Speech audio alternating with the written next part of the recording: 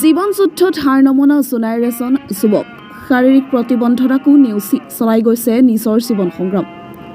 নাম তেওঁৰ অনিল স্বৰ্গীয়াৰী।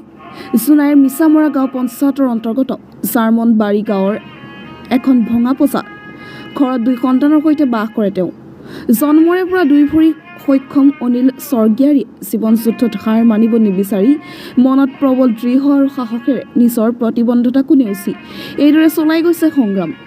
নিজৰ 2টি সন্তানক পোহপাল দিবৰ বাবে কৰি গৈছে কঠোৰতকৈ কঠোৰ সংগ্ৰাম।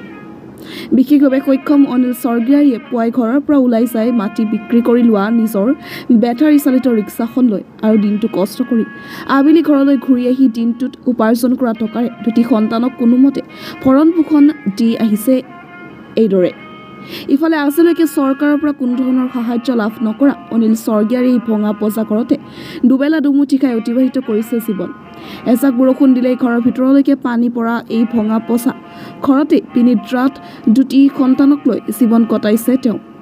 আনহাতে বিশেষভাৱে সক্ষম অনিল স্বৰ্গীয়াৰী স্থানীয় জনপ্ৰতিনিধিৰ লগতে চৰকাৰৰ ওচৰত সাহায্য বিচাৰি বহুবাৰ নিবেদন কৰি আহিছে যদিও আজি পৰ্যন্ত লাভ কৰিবলৈ সক্ষম হোৱা নাই চৰকাৰী কোনো আঁচনি।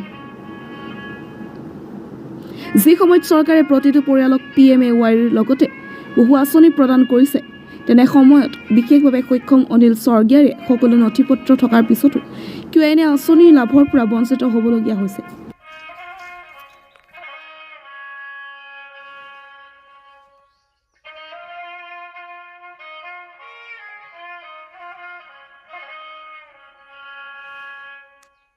মোৰ নামটো অনিল স্বৰ্গীয়াৰী আৰু গাঁওখন হ'ল জাৰ্মনবাৰী।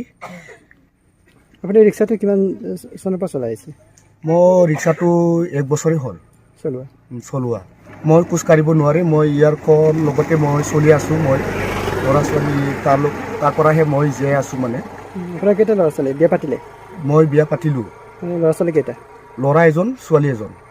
মই ঈশ্বৰৰ আশীৰ্বাদ মানে এই ৰিক্সাখন লৈ পিনে বহুত ভাল পাইছোঁ মই মানে। ল'ৰা ছোৱালী তাৰ পৰাহে মই এই কিবা পঢ়িব দি আছোঁ, খোৱা বোৱা মোৰ কাৰণে অলপ মানে সহায় পাইছোঁ মানে এইটো লৈ পেলাই। ৰাতিপুৱাৰ পৰা এইটো চলাই? ৰাতিপুৱাৰ পৰা মই এইটো চলাই।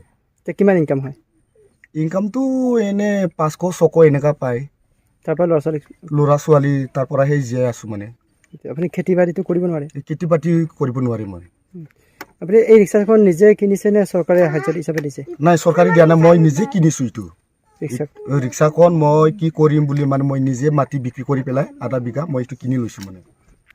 আপুনি চৰকাৰৰ পৰা আজিলৈকে কিবা বা বড়ো অট'নমাছ কাউন্সিলৰ পৰা কিবা সুবিধা পাইছে নেকি? নাই, একো সুবিধা পোৱা নাই মই। আপুনি আবেদন কৰিছিলে? আবেদন কৰিছিলে, তথাপি মানে আমাক নিচিনা মানুহ নাচায় মানে। এনে আমি দুখীয়া মানুহ হয়, দুখীয়াটো বেছি দুখীয়া কৰি থৈছোঁ মানে। BPL আছে আপোনাৰ? আছে। চাউল পাই আছে? চাউল পাই আছে, 9 কেজি পায়। মাইকীয়া আৰু মোৰ দুজনে 9 কেজি পায়। প্ৰধানমন্ত্ৰী আৱাস গৃহৰ ঘৰ পাইছে নেকি? নাই, পোৱা নাই, একো পোৱা নাই।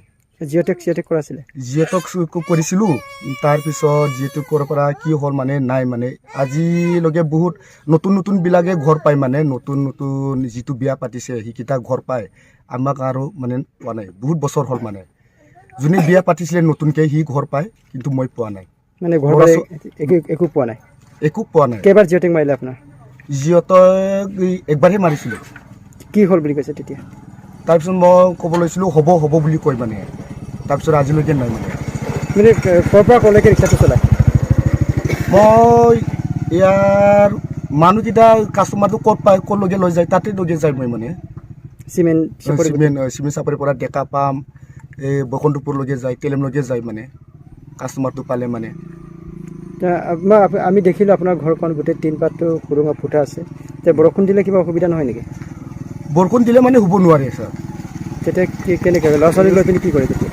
মই ল'ৰা ছোৱালী শুৱাই পেলাই মই ছাতি থাকি পেলাই থৈ মই মানে ছাতি লৈ পিনি ইফালে বৰষুণ পৰিছে নেকি, ইফালে বৰষুণ পৰিছে নেকি বুলি মানে মই চাই থাকে মানে। বৰষুণ পৰিলে শুব নোৱাৰে মানে। একো বড়ো অট'নমাছ কাউন্সিলে একো দিয়া নাই? নাই, একো আপোনাক দিয়া নাই, একো দিয়া নাই।